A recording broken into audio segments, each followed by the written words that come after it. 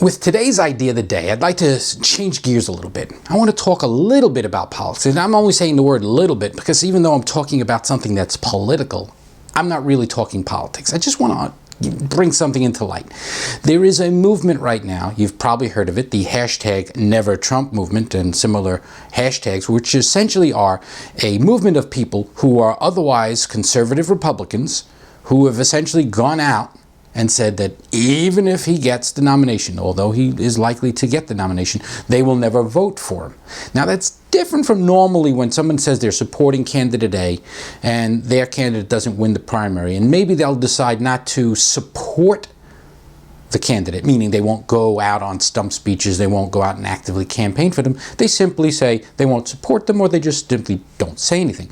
But this is different. This is a bunch of Republicans who are saying, I'll never vote for Trump, meaning that even if there's an opportunity with there's a candidate on the other side, most likely Hillary Clinton or whatever, it might be Bernie Sanders if he happens to pull that off. But no matter who the candidate is on the opposite side of the Republican race, they will not vote for Trump. Basically, they're saying they'll never vote.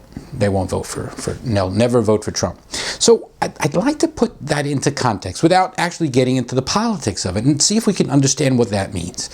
What is it that makes otherwise Republican supporters decide not to support a Republican? And the answer to that is actually a little simpler under the surface if you really dig. What these people are essentially saying is they don't believe that Donald Trump is a Republican. They're essentially saying we want to vote in the Republican primary for a Republican. And they don't believe Donald Trump is one. Now, when you say he is one, that is to say he's running in the Republican primary, but he never really identified himself one way or the other with a party. It would be sort of like if, let's say you ran a dance, a dance contest. Let's put this out of politics. Let's say you run a dance contest, and every year you have dancers from all around the world come out and they do their dance. And one group comes along, they'll do tap dance, another group will do whatever. And there's defined categories. You know, you've got, you know, salsas and tangos and all sorts of different dances. But then somebody comes along and says, I'm going to enter the tango competition. I'm going to enter the tango. They come in from left field. There they go, coming in.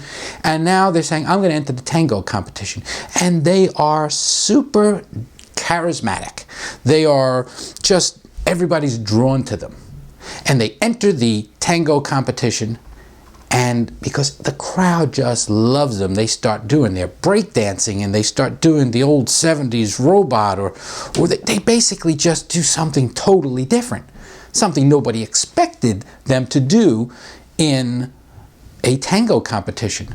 So when it comes down to it, let's say the audience votes for whoever's going to be in the finals, and these, you know, modern breakdancing, robot dancing people come up, and at the end they have the popularity of the audience behind them. But now the judges come along and they say, well, wait a minute. It's time to judge the winner. And as far as we can see, even though this other, you know, bunch of people are doing their kind of funky, you know, cool, whatever, crowd-pleasing dance, they don't want that person to win the tango competition.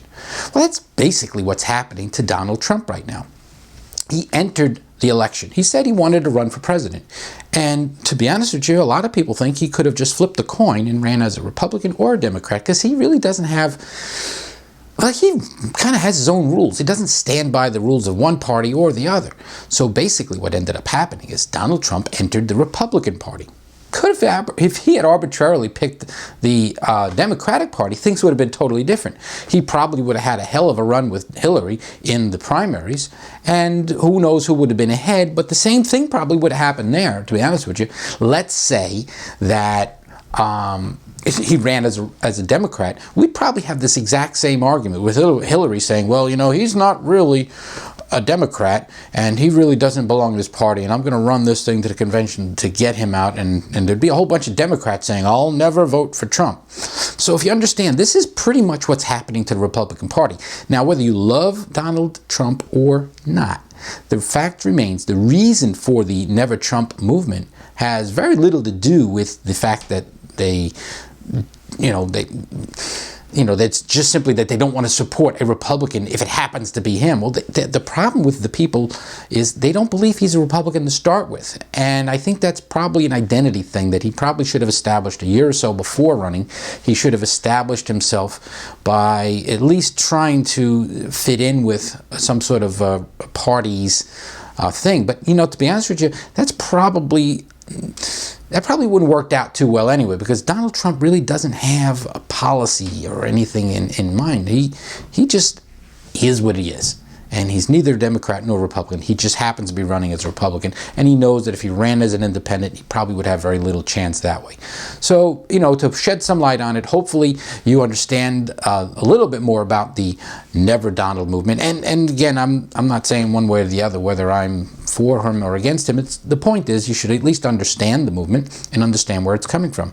And that's today's idea of the day. So there you have it. Another great idea of the day. So, if you could do me a big favor, there's a subscribe link in the corner. Look for it right now. It's in the corner. It's a little logo thingy. Subscribe to my brand new channel and you won't miss out on the fun. And I'll post a brand new idea every single day. And if you do, I promise you, some of them won't suck.